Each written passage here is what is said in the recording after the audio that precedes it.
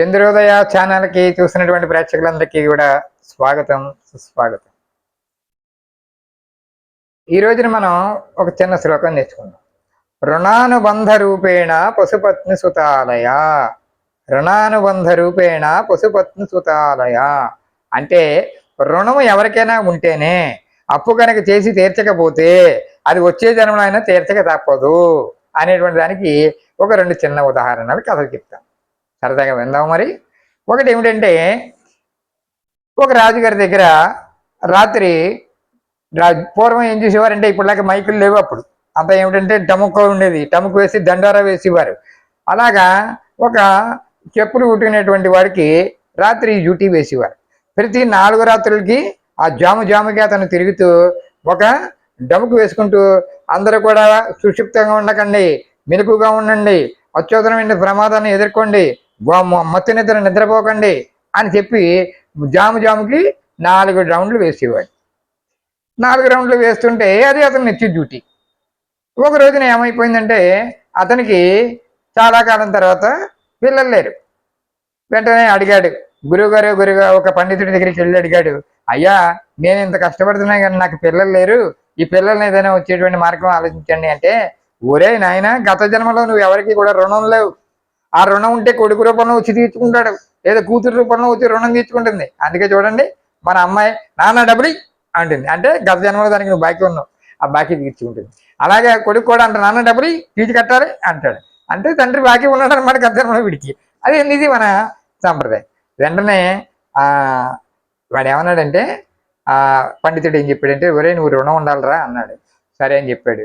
ఒక రుణం ఉండాలంటే ఏం చేయాలనుకున్నాడు, వీడి దగ్గర ఉండేటువంటి విద్య ఏమిటండి, చెప్పులు కుట్టడం. ఈ చెప్పులు కుట్టినటువంటి ఆ చెప్పులు కుట్టినటువంటి జతని పట్టుకెళ్ళి ఒక ఎడారిలో పెట్టాడు.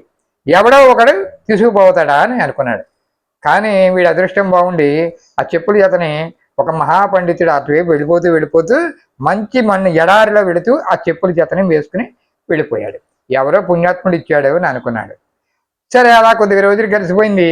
ఆ చెప్పులు వేసుకున్నటువంటి ఆ మహాపండితుడు చనిపోయాడు. ఎప్పుడైతే అతను చనిపోయాడో అతనికి వెంటనే పునర్జన్మ వచ్చింది. ఆ పునర్జన్మ రావడం ఏంటి, ఇదిగో ఎవరి దగ్గర అయితే చెప్పులు వేసుకున్నాడో ఇతనికి దండారా వేసినటువంటి వాడికి కుమారుడిగా పుట్టేశాడు. చూసారా ఎంత చరిత్రమో. అందుకే పునరపి జననం మరణపి జననం అని మన పెద్దలు చెప్పారు. కాబట్టి ఎప్పుడైతే ఆ కుమారుడు పుట్టాడో అప్పుడు చెప్పాడు, ఏమో మనకి కుర్రవాడు పుట్టాడు, వీడు మనం జాగ్రత్తగా పెంచాలి, వీడి చేతి నుంచి ఎప్పుడు కూడా ₹1 కూడా నువ్వు తీసుకోకూడదు, వీడు పుట్టుకున్నాడంటే మన రుణం తీరిపోతుంది అని చెప్పాడు. ఇది బాగుంది అనుకుంది.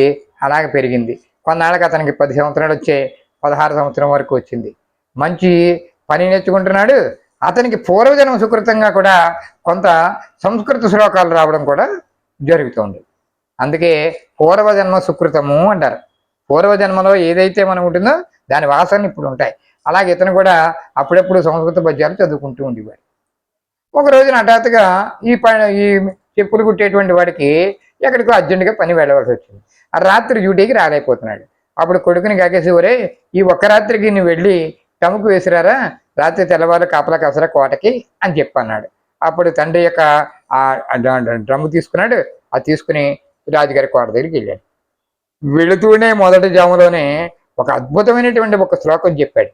జీవిత సత్యానికి సంబంధించినటువంటి ఒక శ్లోకం చెప్పి కోట చుట్టూ అదే శ్లోకంలో మొదటి లైన్ పాడుకుంటూ వెళ్తున్నాడు. రాజుగారి కోట నుంచి పైనుంచి విన్నారు. ఏమిటి ఈ శ్లోకం యొక్క అర్థం చాలా బాగుంది, వీడెవరు ఇంత మంచి చెప్పాడు, సరే రెండో జాములో ఏం చెప్తాడని పెన్న కాగితం పెట్టి కూర్చున్నట్టు రాజుగారు రాత్రి రెండో జాము వచ్చేటప్పటికి రెండో లైన్ చెప్పాడు. అది ఇంతకన్నా గొప్పదైనటువంటి. అలాగే మూడో జాము వచ్చింది. మూడో జాముకి ఇంకో లైన్ చెప్పాడు. 4వ జాముకి వచ్చేటికి 4 శ్లోకం పూర్తయిపోయింది. తెల్లవారైపోయింది. తెల్లవారైపోయిన తర్వాత వాడు ఇంటికి వెళ్ళిపోయాడు. మామూలుగా ఈ టముకేసినటువంటి కుర్రవాడు. అయితే రాత్రికి మొదలనాడు పొద్దున్న రాజుగారి పెద్ద సభ ఏర్పాటు చేశారు. సభ ఏర్పాటు చేసి అడిగారు, మరి బాబు రాత్రి ఒక ఆయన ఎవరో మన టముకు వేసేటువంటి వాడు మంచి శ్లోకం చదివాడు, దీనికి అర్థం చెప్పండి అని చెప్పి పండితులందరినీ కూర్చోబెట్టి అడిగారు. వాళ్ళు అన్నారు, ఇది మహాపండితుడు చెప్పేటువంటి శ్లోకం అండి, దీంట్లో జీవిత సత్యం ఉందండి, మనిషి ఎలా జీవించాలి ఎంతలాగా అనేటువంటి ఒక్కొక్క శ్లోకంలో ఒక్కొక్క అర్థాన్ని చెప్పాడండి, అద్భుతమైన శ్లోకం అని చెప్పారు. రాజుగారికి చాలా ఆనందం కలిగింది. ఈ శ్లోకం చెప్పిన వాడు ఎవరు అని అడిగారు. మొత్తం మీద వివరం తెలుసుకుంటే మన చెప్పులు కుట్టేవాడు యొక్క అబ్బాయి అన్నారు. అంటే సైనికుని ఇచ్చి పంపించారు. పంపించి వాడిని ఎక్కడున్నా తీసుకురమ్మన్నారు. ఇంటికి వెళ్ళేటప్పటికి సైనికులు గుర్రాల మీద వెళ్ళేటప్పటికి ఆ తండ్రి లేడు, తల్లి ఒకతే ఉంది. ఏమండి మీ అబ్బాయిని రాజుగారు తీసుకురమ్మన్నారు అనేటప్పటికీ ఆ తల్లి వణికిపోయింది. ఏమా తప్పేమైనా చేశాడా, రాత్రి టౌన్లో ఏమైనా తప్పు కొట్టాడా ఏంటి అని చెప్పి బాధపడింది. ఏమో తెలియదమ్మా రాజుగారు రమ్మన్నారంటే భయపడుతూ కుర్రవాడిని ఇచ్చి పంపించింది. ఆ కుర్రవాడు వెళ్ళాడు రాజుగారి దగ్గరికి, ఆస్థానంలోకి వెళ్ళాడు. ఏమయ్యా నువ్వేనా నిన్న రాత్రి శ్లోకం చెప్పింది అన్నాడు. అవును నేనే అన్నాడు. అయితే శ్లోకాన్ని మరొకసారి చెప్పన్నాడు, దాని భావం చెప్పాడు.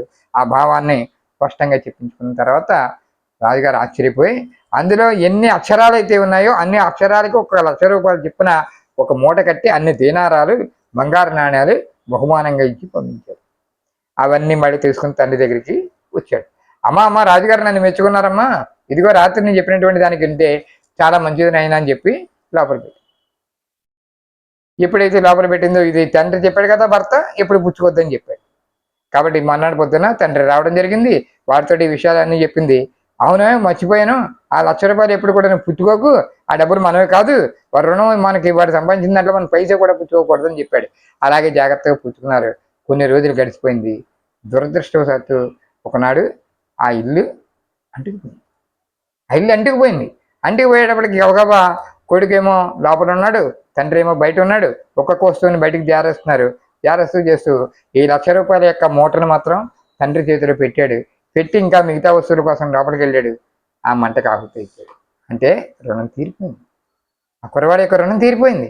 వెంటనే ఆ రుణం తీరిపోయిన వెంటనే అప్పుడు బోరపారమని ఏడ్చాడు.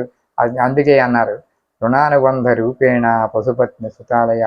ఎవరు మనకి ఎంతవరకు రుణం ఉంటామో అంతవరకే అవి మన దగ్గర ఉంటాయి, అవి లేకపోతే అవి విడిపోతాయని ఈ కథలో చిన్న కథ. స్వస్తి.